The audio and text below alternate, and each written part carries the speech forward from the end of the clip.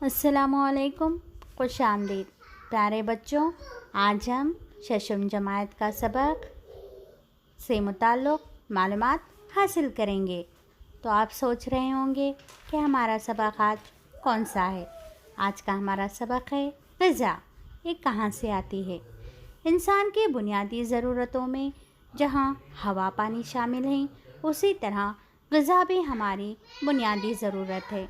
तो सबसे पहले ग़िज़ा कहते ही हमें याद आएगा पौधा, क्योंकि हमारी जो इस्तेमाल होने वाली 80% ग़िज़ाई अशिया सिर्फ़ और सिर्फ पौधों से ही दरकार है।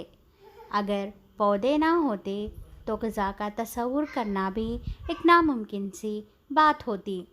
तस्वीर पर गौर से देखिए, यहाँ पर कई तरह के ग़िज़ाई अशिया हैं, जैसे रागी, दालें, फ्रूट्स, तरकारियाँ, अदरक वग़ैरह वग़ैरह।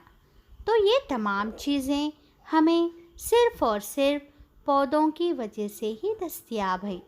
तो सवाल ये उठता है, क्या ग़िज़ा सिर्फ़ पौधों से हासिल होती है?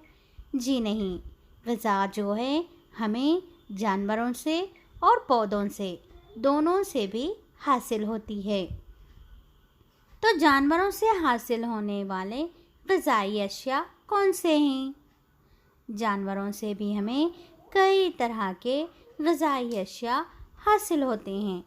तस्वीर को गौर से देखिए, यहाँ पर जो अंडे, मछली, गोश्त, दूध, चीज़ दिखाई दे रहे हैं, ये हमें सिर्फ़ और सिर्फ जानवरों से हासिल होने वाली ग़िज़ाई अशिया हैं। हमारा पिया जाने वाला दूध, खाई जाने वाली मछली, अंडे, गोश्त, मक्खन, दूध, ये तमाम जानवरों से हासिल होते हैं।